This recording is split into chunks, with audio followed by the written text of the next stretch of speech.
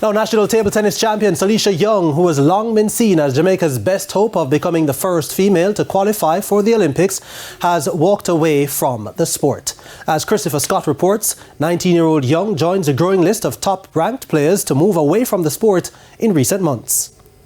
The outlook for table tennis, which has been embroiled in controversy in recent years, continues to get dimmer with passing days.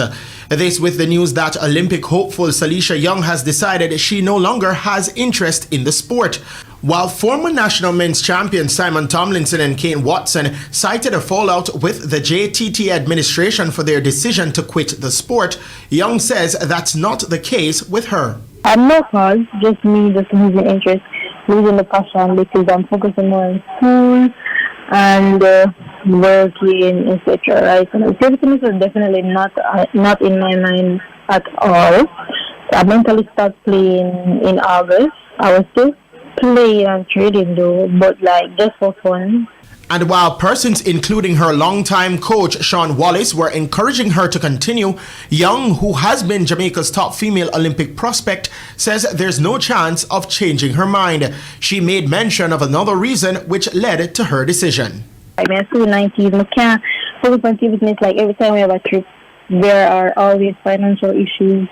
With my play, I remember me and Kane will play or qualify for something, and I think that was the first in a long while Jamaica qualified for something like that.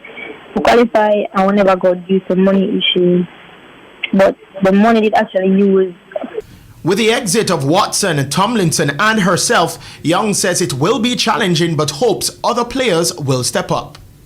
But I mean, if they continue training, they can all look good, I think. But it would be, honestly, it would be hard with all three of us backing away at the same time.